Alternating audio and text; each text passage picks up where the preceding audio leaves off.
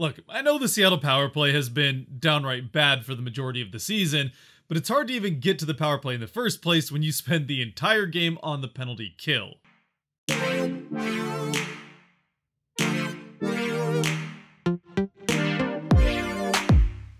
What's cracking, everybody, and welcome back to Kraken R&R, where the Seattle Kraken send the third best power play team in the entire NHL to the power play 6 times.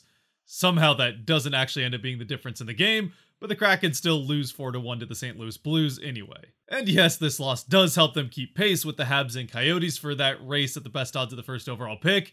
And I know at this point it's better for the Kraken to lose games for their future than to win them, but it still doesn't make losing any more fun. Maybe less frustrating, but definitely not more fun. For the Kraken coming into the game, the only major change to the lineup is the fact that Fleury is in instead of Pouliot on the defensive end. And to be clear, that's Cale Fleury, who they call up from the Checkers, while Hayden is still out with injury, along with ex-Blue Jaden Schwartz. With both of Schwartz's potential returns to St. Louis being thwarted due to injuries, but unfortunately 2 different injuries. The first one that kept him out for 6 weeks, and now this most recent one that looks like it could keep him out until the end of the year. Otherwise, it's some more mixing and matching on the defensive and forward end as far as lines and pairings are concerned. But the one constant is that Driedger is back in net for the Kraken for the 4th time in 5 games, continuing his hot streak of goaltending ever since getting these more frequent opportunities. And getting into the game, the Kraken would need Driedger to be on his game right away to start this one off, as the Blues get a very good couple of pushes off at the Kraken end of the ice, one of which leading to a good scoring chance for Thomas that Driedger's able to save. And then as the Kraken try to exit, Donato turns the puck over, or more has it stealed from him by Kyrou, who gets on a free breakaway, but Driedger again is able to come up with a save on that. And following these 2 big saves from Driedger, eventually Seattle would get a dangerous scoring chance of their own back at the other end of the ice. It's off the stick of Morgan Geekie, but Husso is up to the task once again, having a 3rd fantastic game against Seattle, keeping this one out of the net. And right after that happens, Seattle sends the Blues to the first power play of the game. It's Donskoy to the box for the Kraken on a tripping call, and well, again, like I said at the beginning, the Blues do have the 3rd best power play unit in the entire NHL. They don't get off to a particularly great start here. They don't let in any shorthanded chances up, which would happen later on in this game, but they also don't really create any dangerous chances of their own.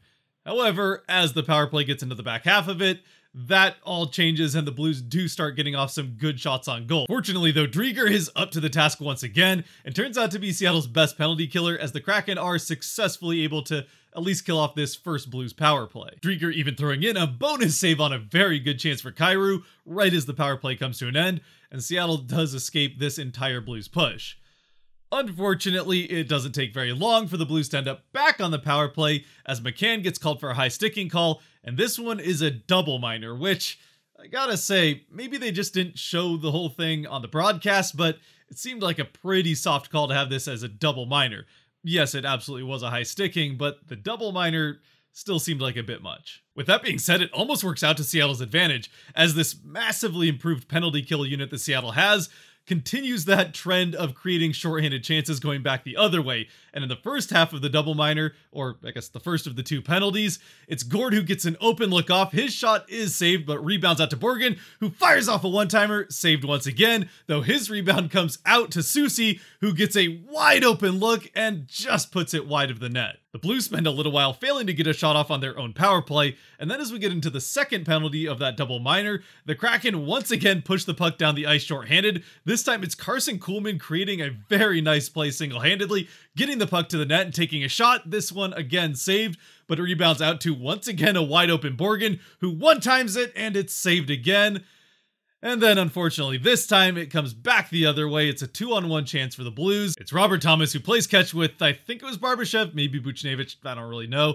Either way, they go back and forth a couple of times across Driedger's face before eventually it's Thomas who takes the shot off on goal. Driedger can't get back to the other side in time, and it does find the back of the net on the power play to give the Blues the 1-0 lead. And so after just over 3 minutes of straight power play for the Blues on the McCann double minor, and 4 or 5 shots shorthanded that the Kraken get, the first shot the Blues get in that entire time finds its way into the back of the net. Again, really not a lot more Driedger could have done about this one to keep it out, but it still is a little frustrating that it's that first shot that finds its way into the back of the net, even if it is just a nice passing play by the Blues. The remainder of the first period from there, which is still most of it at this point, is a pretty back and forth game between the two teams. Cole Lind puts another one off the post, which he is pretty much an expert at doing.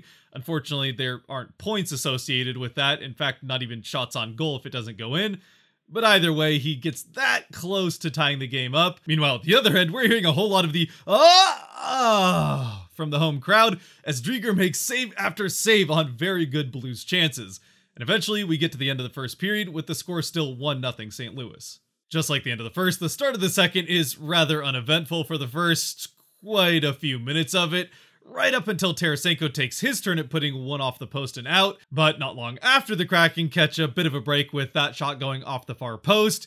Shen from the point fires one wide of the far post, which is actually a pass to a wide open Falk, who puts it into the back of the net as he was sitting completely alone in the back door, and he's able to beat Drieger to give the Blues the 2-0 lead. Now, at this point in the season, we've gotten used to the Kraken losing because of special teams, but 5-on-5, this has been a much better team throughout the course of the season than their record might suggest. So now, with the Blues having the 5-on-5 advantage, the Kraken press right into the offensive zone off the ensuing faceoff and get a couple of decent chances off on net. And it's Eberle who goes out net front for the Kraken, and a Borgen shot rebounds out right to Eberle. It's a fortunate bounce this time in favor of Seattle, and Eberle's all too happy to wrap it around Husso and into the back of the net to get the quick response goal and to get the Kraken to within one and tie this game up 1-1, at least 5-on-5. Though obviously, yes, it still is 2-1 on the scoreboard. For Eberle, it's about time that he got a good bounce to go his way, and it gets him his 17th goal in the season, which ties him for second on the team with Yanni Gourde. Meanwhile, getting the secondary assist on the goal is Ryan Donato, who with the assist gets a career high for single season points with 26. And the primary assist goes obviously to Will Borgen, who also has a career high in points, though before this year he didn't have any points in 14 games with the Sabres, so the 5 points that he has with the Kraken are all that he has in his NHL career. The Kraken try to build some momentum off of this Eberle goal to get things tied up, but just as they're able to do that and Geekie gets off another good shot, once again it's Donskoy to the box, this time for a hooking call, and the Blues get their 4th power play of the game. This Blues power play does end up being much more like their first one, though it sustains the pressure throughout the entire thing, getting a number of shots off on goal and some pretty good scoring opportunities. But once again, Drieger is the best penalty killer the Kraken have, as the Kraken are able to kill this one off as well. And coming out of the kill, now finishing off his bookending of this power play with good scoring chances, it's Geekie getting loose on a completely free breakaway, but just as he goes to take this shot, Leddy gets back on a very good back check, lifts Geekie's stick and takes the puck from him before he can get that shot off. And not long after, as we get into the final minute of the period, the Blues get another power play. This time it's Carson Soucy to the box for cross-checking with a little bit over 30 seconds remaining. The Blues are able to get a couple of shots off on net in that just over 30 seconds remaining in the second period of power play time, but Drieger is able to come up with both of the saves, the second one coming with just 0.1 seconds left on the clock. Or it started out that way as the refs end up going to the replay to decide if they should add more time back onto it, and sure enough, they do end up adding 0.9 seconds. After having taken well over a minute, probably closer to 2 minutes to make that decision. So we go to the faceoff, which the Kraken win, and before the puck even gets back to the second player to touch it, the period ends, with everybody being so glad that the officials took that extra time, again, a couple of minutes, to add that less than a second to the play clock, or game clock, or whatever. To start off the third, the Kraken are able to kill off the remainder of this 5th Blues power play without giving up another shot on goal, and without there being any more pointlessly wasted time going to review. However, coming out of the power play where the Blues really weren't able to create that many chances on the Kraken net, they do keep the puck in the offensive zone and do start creating those chances 5-on-5, and eventually a bobbling puck and some chaos in front of the Kraken net allows Kyrou to crash the net and through the Kraken defense, and he gets a stick on a puck that's in midair and bats it out of midair into the back of the net past Drieger, showing off his talent and the fact that, yeah, he is pretty good at hockey, and maybe even with opening day coming up, pretty good at baseball as well, or at least as close as hockey gets to baseball anyway. And again, for now the 3rd time in this game, really not a lot more Drieger could have done about this one. It's just a bit of an unfortunate bounce that finds its way to Kyrou, and moreover, a very impressive hand-eye coordination play from Kyrou that gets this one into the back of the net and gives the Blues that 3-1 lead. And from there, it's a pretty back and forth game through the middle of the period, with both teams getting some good scoring chances at either end of the ice, and both goaltenders coming up with some big saves. McCann had a couple of good shots for the Kraken, as well as Susie getting a chance, and Alexiak having one really nice play where he goes right through the entire St. Louis defense and gets a shot off right next to the net.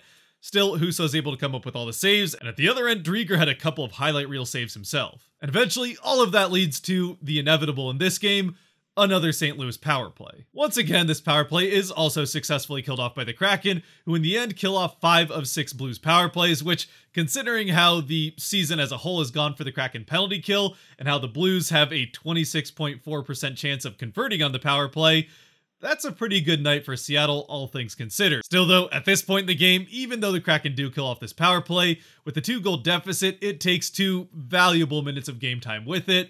And while the Kraken do end up getting a power play almost immediately following this Blues one, their first power play of the game while the Blues had 6, the power play for the Kraken takes a long time to really make much of anything happen, and by the time it does, it's not enough time to get one past Husso. And while they do go empty net following that power play coming up empty, eventually it's O'Reilly who finds the back of the empty net to give the Blues the 4-1 lead, where this game would eventually end. And in the end, it's another one of these games where the Kraken really did hold their own against a very good team, this time in the Blues. And while the final score is a 3-goal difference, this game was a lot closer than that. Obviously, there's the empty netter, but even if you take away the empty netter and make this a 3-1 game, that still is a bigger win for the Blues than this game felt like as it went on, where at least 5-on-5, the Kraken, by possession, outplayed the Blues.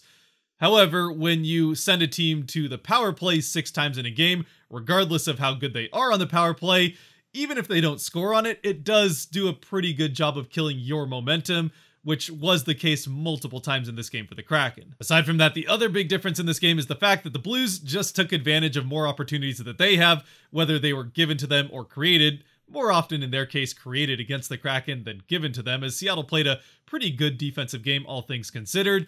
Still, the Blues were able to take advantage of more of the opportunities that they had 5-on-5 than the Kraken were, and get a little bit better of a finishing into the net, which does end up winning them the game. Of course, again, the silver linings for the Kraken being that the penalty kill, once again, was fantastic in this game. Sure, they do give up the 1 power play goal, but they got more chances on the power play, it felt like, than they gave up. I mean, they gave up more shots than they got, but the chances that they got shorthanded were more high danger than most of the shots against Drieger, who was easily the best player on the ice for the Kraken all night long, whether it was on the penalty kill or just 5-on-5 in normal play. So if I had to give the Kraken 3 stars in this game, which might be a thing that I do from now on, let me know what you think down in the comment section if you like that idea. But Drieger would absolutely be the first star in the game, and then the second and third star, I think you could go in any order, but I'll give the second star to Will Borgen, who I thought had a very good game himself, especially the chances he got on the penalty kill. And then the third star could go to any number of guys, but I'm going to give it to Carson Kuhlman. Could also go to either Susie or Donato, but Kuhlman I thought had a lot of very good plays in this game. Yanni Gourde also had a pretty decent game. Still though, yeah, we'll stick with Kuhlman. With that, I think we'll call it for this one. Again, it's a 4-1 loss in the first half of a back-to-back, so I don't even know how many of you made it to this point, but if you have made it to this point, thank you very much for watching, and if you did like or enjoy this video, there are buttons for that kind of stuff down below that help support the channel, so I'd appreciate you using them. And until next time, which will be tomorrow, stay safe out there, be good to each other, and go Kraken.